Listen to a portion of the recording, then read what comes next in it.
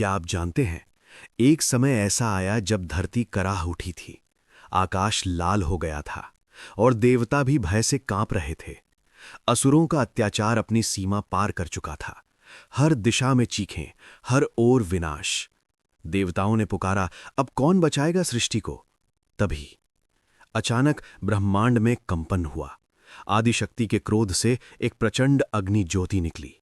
खुले बिखरे केश, रक्त जैसी लाल आंखें, गले में नर मुंडों की माला, हाथ में चमकता खड्ग। धरती थर्रा उठी। वो थीं मां काली। युद्ध शुरू हुआ, पर एक असुर ऐसा था जिसे हराना असंभव लग रहा था। उसका नाम था रक्त बीज। जैसे ही उसके शरीर से रक्त की एक बूंद गिरती, उसी क्षण एक नया राक्षस जन्म ले लेता।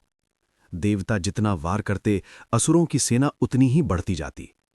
तभी मां काली की आंखों में एक भयंकर ज्वाला भड़की। उन्होंने ऐसा रूप धारण किया जिसे देखकर समय भी ठहर जाए। उन्होंने रक्त बीज पर प्रहार किया और उसका रक्त धरती पर गिरने से पहले ही अपनी जिह्वा पर समेट लिया। एक एक बूंद, एक एक प्रहार, और अंततः रक्त बीज का अस्तित्व समाप्त हो गया। पर युद्ध के बाद भी मां काली का क्रोध शांत नहीं हुआ। तभी शांत और गंभीर कदमों से कोई आगे बढ़ा। वो थे शिव।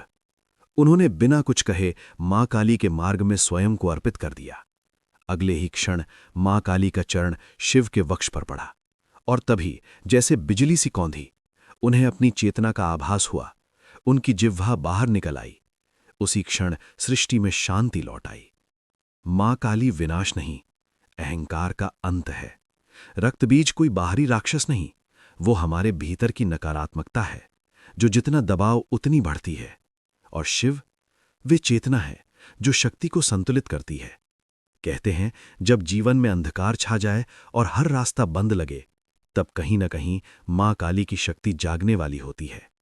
जय मां काली।